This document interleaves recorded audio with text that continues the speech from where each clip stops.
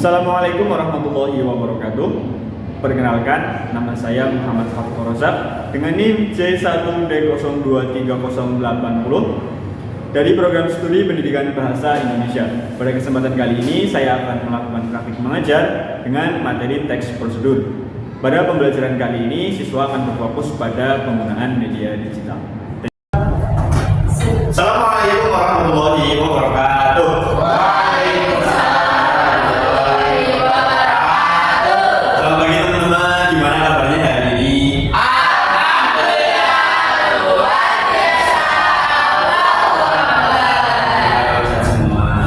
Sebelum kita mengawali kegiatan belajar hari ini ya, alangkah baiknya kita berdoa terlebih dahulu supaya apa yang kita pelajari hari ini bisa menjadi ilmu yang bermanfaat untuk kita sendiri atau untuk orang lainnya. Mas Ari bisa dipimpin untuk berdoa bersama.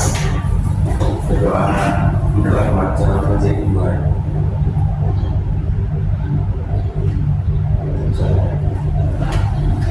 Ya, kita presentasi terlebih dahulu ya. Hari ini ada yang nggak berangkat nggak? Ada. Neneknya nikah lagi, Pak. Oh, neneknya nikah lagi. Oh, gitu ya. Asik juga ya neneknya. Asik banget. Iya. Jadi seperti yang sudah saya jelaskan di buku kemarin ya, hari ini kita mau belajar tentang teks prosedur. Nah, hari ini belajarnya kita pakai flipbook. Jadi saya sudah menyiapin flipbook ya seperti yang di depan. Nanti teman-teman saya share pakai link di grup ya, teman-teman akses, teman-teman buka. Dan materi ini nantinya juga bisa teman-teman buka di mana aja tanpa harus ada bimbingan dari saya. Tapi kali ini kita akan belajar bareng-bareng mengenai teks prosedur. Nah, sebelum kita mulai ke materi ini ya, saya mau tanya ke teman-teman dulu nih. Ketika teman-teman mendengar kata prosedur, apa nih yang ada di benak teman-teman? Saya Pak. Apa maksudnya? Bahasa nih? Cara menggunakan. Cara menggunakan. Mbak Alfi? Tata cara. Berita? Urutan. Oh, urutan. Ya. Jadi sejauh ini ya yang teman-teman sebutkan tadi ya, kurang lebih benar. Jadi apa sih teks prosedur ini? Teks prosedur ini merupakan teks yang berisi tentang tata cara langkah-langkah melakukan atau membuat sesuatu. Nah, biasanya gimana sih teman-teman nemuin teks prosedur ini? Mbak Caca? Ini Pak, kayak misalkan itu produk di dalam Produk bungkus makanan itu biasanya ya, digoreng biasanya ya, ya tata caranya itu contoh dari teks prosedur sederhana. Nah, sekarang saya mau share link dulu ke teman-teman buat teman-teman bisa akses ya. Ya sudah saya share di grup ya, teman-teman bisa buka langsung ke halaman kedua.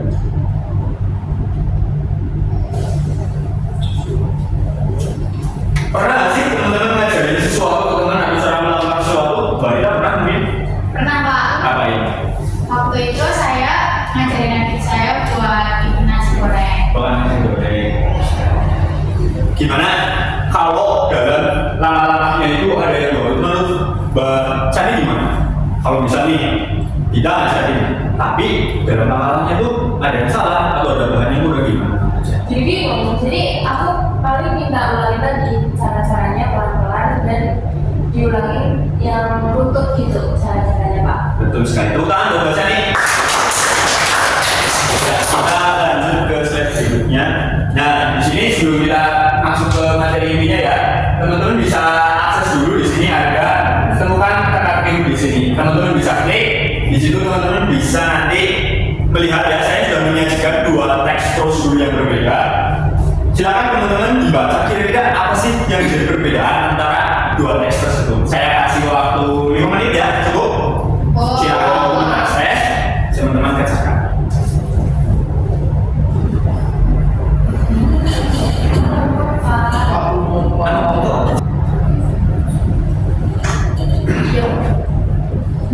Sudah selesai teman-teman?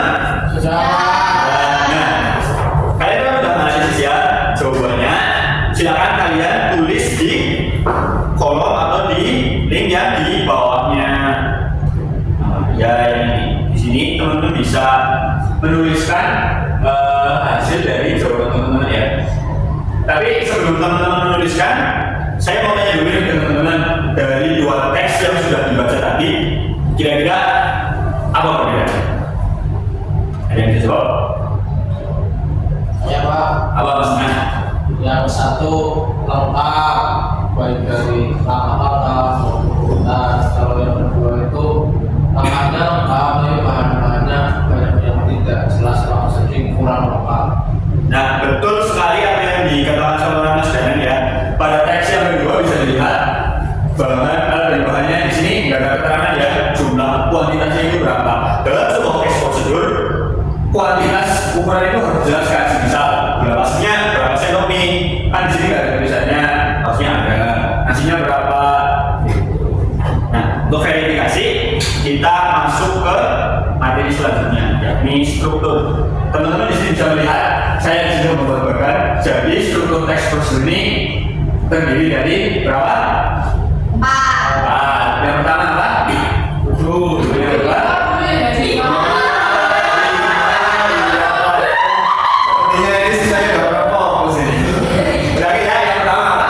Tujuh. Yang kedua? Yang keempat? Yang kelima? Kalau bagian kesimpulan ini sifatnya opsional ya, teman-teman bisa menambahkan atau tidak. Nah, untuk lebih lengkapnya kita akan pelajari. Di sini teman-teman bisa klik ya untuk melihat ciri-ciri dari tiap bagian. Teman bisa klik.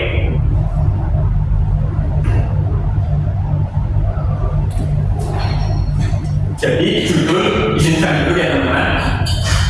Jadi judul ciri-cirinya apa sih? Yang pertama, judul itu harus mencerminkan apa yang ingin kamu lakukan. Ciri-cirinya apa? Ditulis singkat, jelas, dan spesifik. Menggunakan apa? Oh, kecilan ya? Ya. Saya ulangi ya. Ciri-cirinya judul apa? Yang pertama, ditulis singkat, jelas, dan spesifik. Menggunakan kata kerja tindakan, misalnya membuat, menciptakan, dan seterusnya. Berkaitan langsung dengan isi teks. Jadi apa yang ada di dalam teks itu sudah tercermin dalam judul. Nah, terus harus menggambarkan hasil akhir dan memberikan orientasi awal bagi pembahasan seperti tadi yang saya sudah jelaskan. Selanjutnya ada tujuan. Apa sih ciri-ciri tujuan? Coba dibaca Mbak Gita.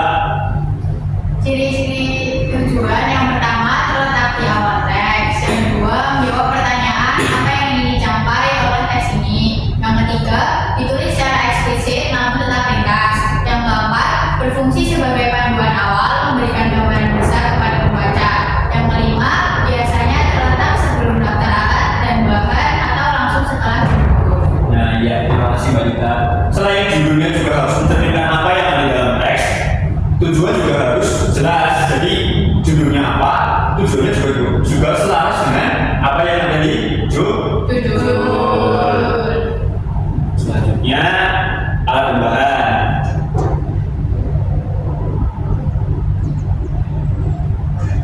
Mbak Sofi, minta tolong untuk dibacakan.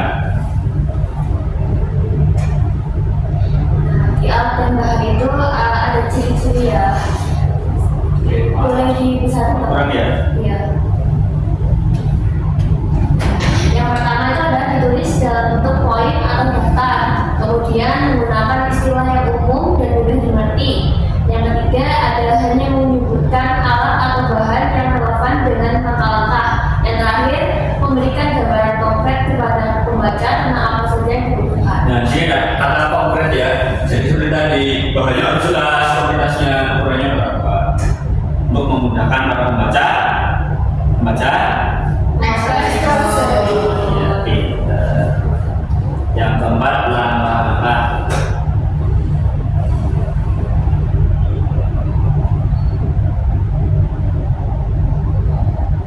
Mas Ari, boleh minta tolong dibacakan? Ciri-ciri dari langkah-langkah yaitu berurutan dari awal hingga akhir, menggunakan kata kerja imperatif seperti potong, masukkan, atau aduk, disertai penanda urutan seperti pertama, kemudian, atau terakhir. Fokus pada tindakan yang harus dilakukan oleh pembaca. Ya. Yang terakhir, kesimpulan. Nah, karena kesimpulan ini sifatnya opsional, jadi teman-teman bisa menambahkan nih kesimpulan ini dari seluruh langkah-langkah yang sudah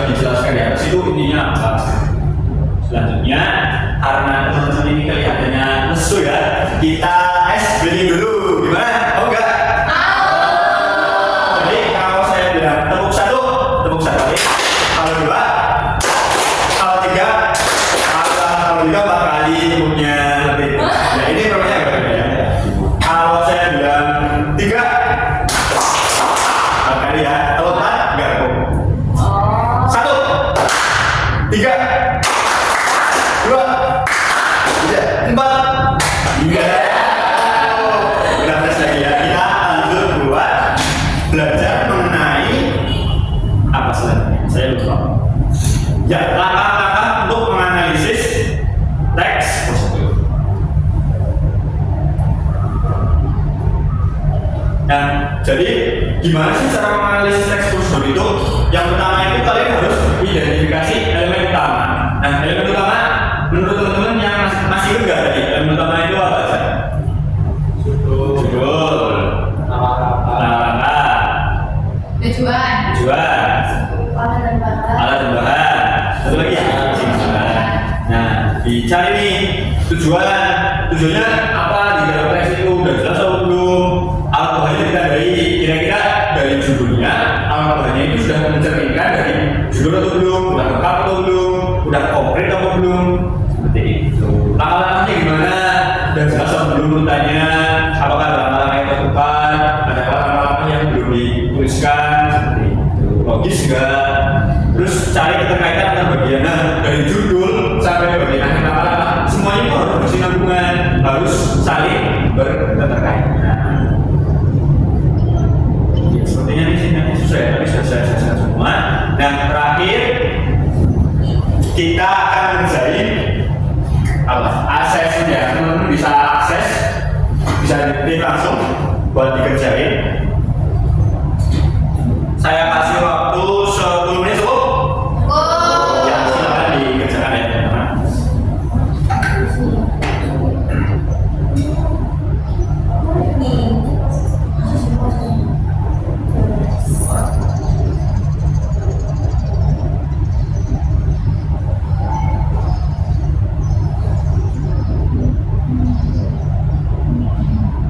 Nah, teman-teman bisa langsung isi ya nama siswa, kelas. Oh maaf, ini saya sepertinya salah tulis ya, kelasnya 2 kali, harusnya nomor presensi yang bawah.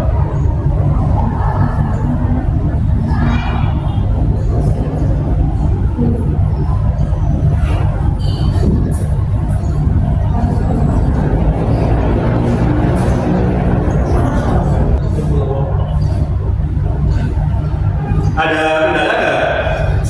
Gak ada Pak. Ada. Jika saya yang serius ya. Balita udah selesai? Sudah. Cepat ya.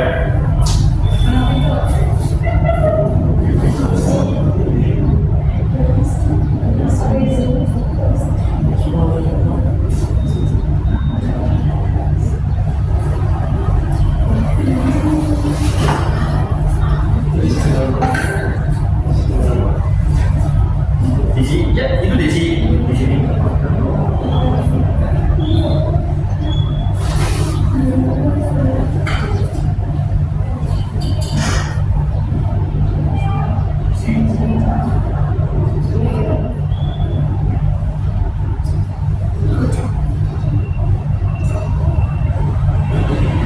Nah di bagian bawah bisa teman-teman lihat ya. Jadi kriteria penilaian itu apa aja sih? Jadi teman-teman bisa menyesuaikan pengerjaannya biar dapat skor maksimal. Di bawah ada kriteria jawaban yang teman-teman. Nah kalau teman-teman udah selesai bisa langsung klik finish saja. Nanti itu bisa langsung ke kirim nanti baru saya datang. Apakah sudah selesai semua? Belum ya. Tunggu ya.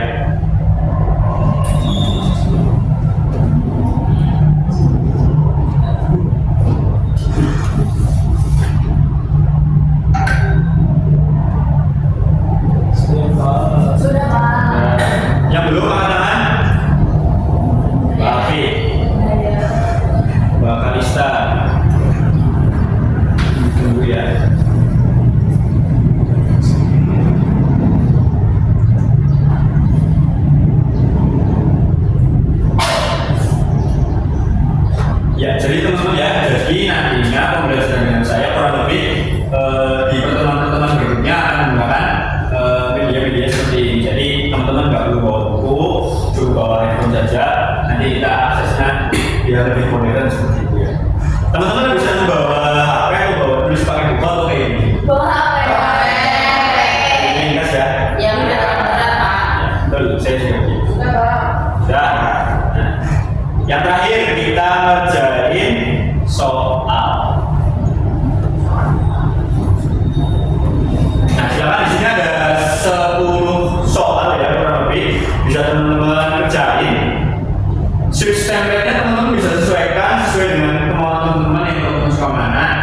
10 silakan dikerjakan.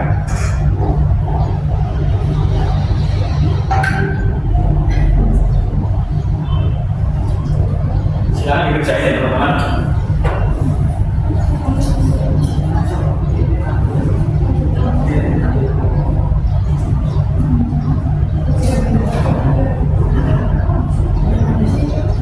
Yang atas ya.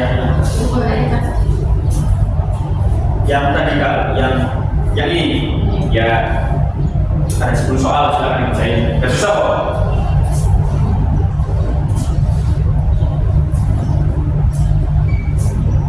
Tadi kalian masih berangkat ke hujan enggak? Hujan Hujan ya? Dari hujannya lumayan.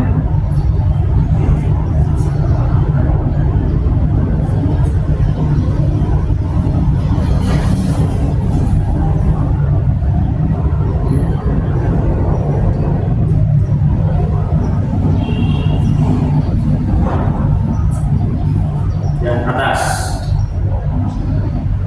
Yang salah. Nggak bisa ya.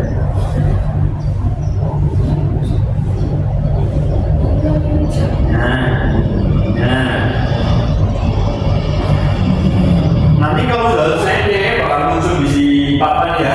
Jadi siapa yang peringkatnya paling buruk bakal kelihatan. Tapi yang peringkat pertama dan kedua ini udah ada karena dari sebelumnya Bapak udah coba dulu. Takutnya nggak jadi.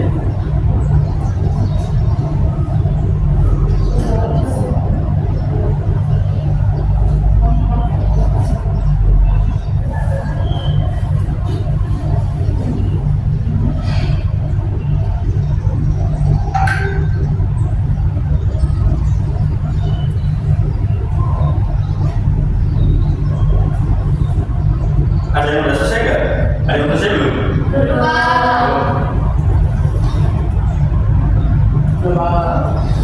Ya.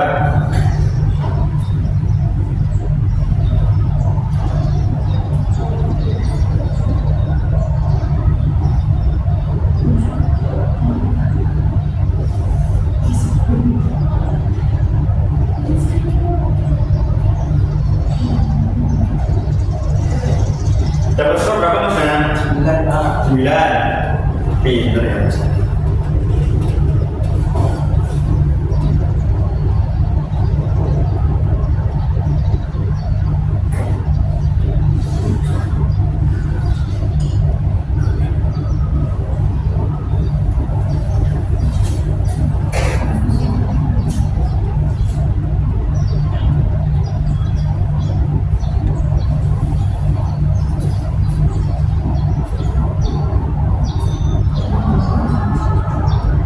Nomor berapa Pak Lista?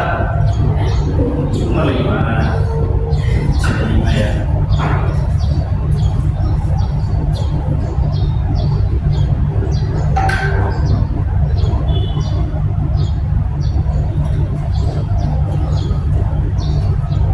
Sari udah mau selesai.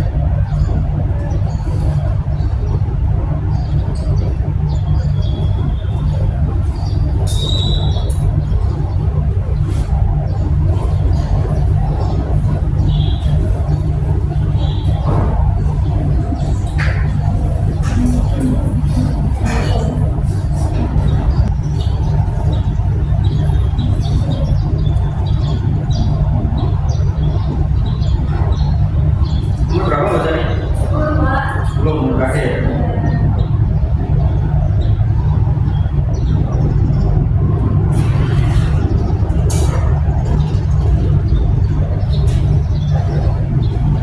Mbak Sofi nomor berapa? Nomor 7.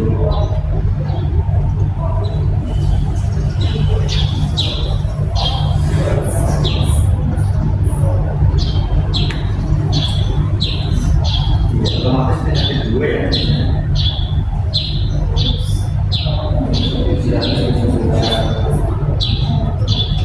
Iya nih Pak.